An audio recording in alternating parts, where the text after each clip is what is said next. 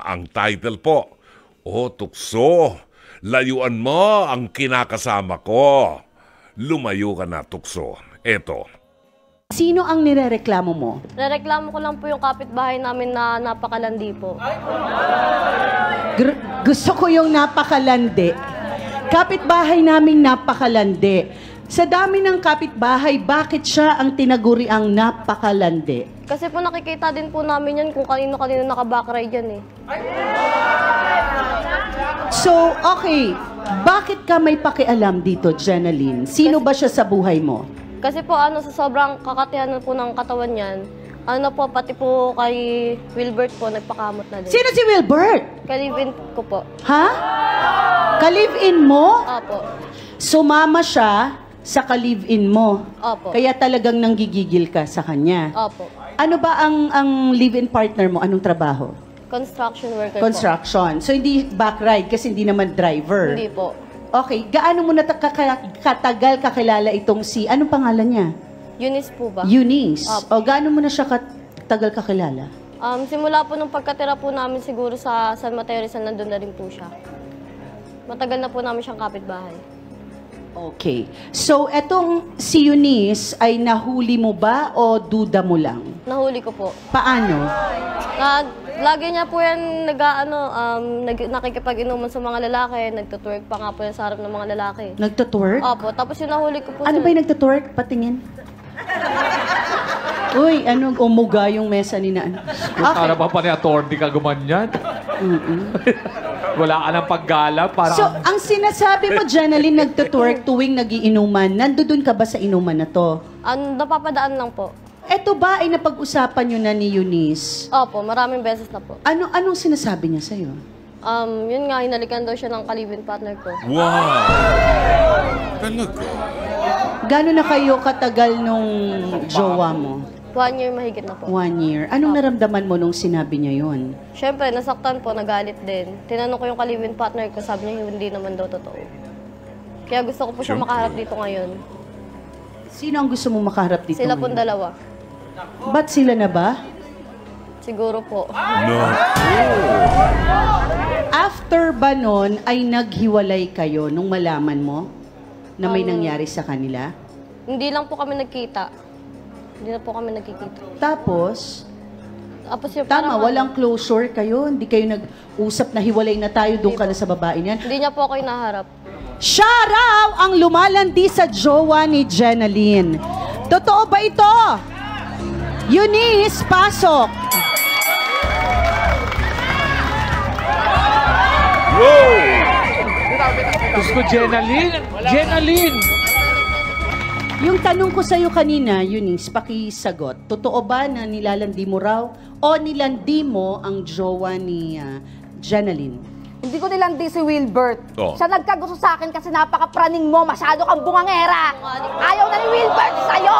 Ayaw na ni Wilbert sa'yo. Sa totoo Nahuli lang. namin kayo, nahuli ko kayo. Talaga, kasi kami na matagal na. Since last year pa. June pa lang kami na.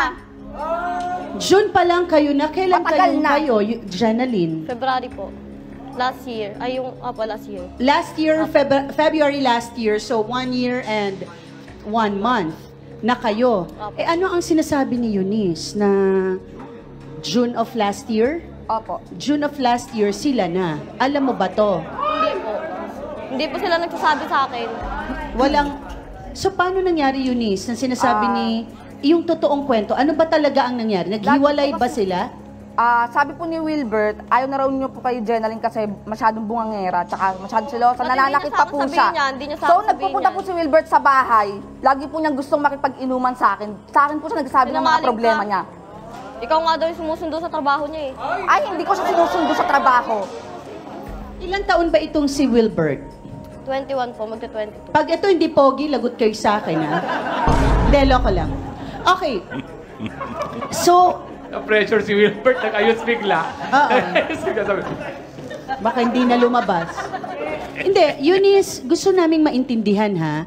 Kailan kayo talagang naging kayo ni Wilbert? Kayo ba, sa tingin mo, pinagsabay kayo? Pinagsabay ba kayo ni Jenaline? Opo. Kasi hindi pa raw po siya nakipag-iwalay kay Jenaline. At that time, bakit ka pumayag kung meron pang kinakasama? Malandi po kasi yan, malandi yan. Mahal ko kasi Wilbert at mahal niya rin ako. Kahit hindi mo pa siya. Ayaw na niya sa'yo, Day. Janeline, ano naman ang nararamdaman mo na tila bagang lolokohin ka at meron talagang kinasamang iba at yun talaga ang sinamahan at understood na ayaw niya na sa'yo? Anong masasabi mo? Madali lang naman po yun eh. Kung gusto niya, edi sa kanya na. Ano ba talaga ang totoong nangyari? Bakit pati ikaw ay sinasabi mong nilandirin ang jowa mo? Opo. Paano? Kasi kumari ko po yan sa panganay ko pong anak. Tapos po, Mars, hindi ko alam, minera mo pala yung asawa ko pag wala. Naman! Naman! Kumari! Nick, Eunice, totoo ba yun? Parang napanood ko na yan. Opo. Bakit? Kasi po yung asawa niya may gusto rin sa akin. Talaga Ang ba? ganda mo, ate. Tama ng buhok mo. Sorry. Maganda kasi ako. Ganun ba yun? Nakapag-usap ba kayo ng jowa mo tungkol dito? Totoo ba? Hindi naman daw po totoo yun. O pero bakit mo sinasabi? Ano ba Si nangyayari? Eunice po kasi, sa mga lalaki po, maano po yan, siya po yung nagbibigay motibo sa mga lalaki kapag nagiinuman. Mga nagiinuman po, siya po yung parang, siya lang nag-iisang babae. Kaya po ganyan eh. Kaya syempre po, lalaki, maaano po sa kanya lalo na po pag nakainom na. Di ba? Ayong, Pero kayo ay magkakaibigan, 'di ba? Magkakakumari kayo. Opo. So Ayun nga po what ang went mali. wrong? Ano nangyari? Bakit kailangan magkaganito? Ayun nga po ang mali eh. Magkakalapit lang po kami pero hindi po namin alam na ginaganyan na po kami. Kinukupal niya na po pala kami. Eunice, are you single? I mean, nag-asawa ka ba? May kids ka ba? Yes po. Ilan ang anak mo? Dalawa po. Dalawa. Ayun nga So, yung bumubuhay eh. ha? Doon niya kinukuha yung pambuhay niya sa mga lalaki niya. Ano nangyayari, Eunice? So wala kang pake, Mare. Magsalian na Wala tayo kang ng pake. kandila! Dito pa lang! Yung mga lalaki may gusto sa akin. Sorry. Talaga ba? kanina ko pa tinitingnan, parang ang issue natin, at sana hindi ito nangyayari sa buong Pilipinas. Ang issue natin ngayon, yung faithfulness and loyalty sa ating karelasyon. Bakit parang sa kabataan natin ngayon, sa mga nagdaang episodes natin, wala na ako nakitang kasal. Lahat na lang live-in. Parang napakadali na kumuha ng babaeng makaka-live-in mo itong mga panahon na ito. Tinitingnan ko ang demeanor ng mga babaeng nasa harapan natin ngayon.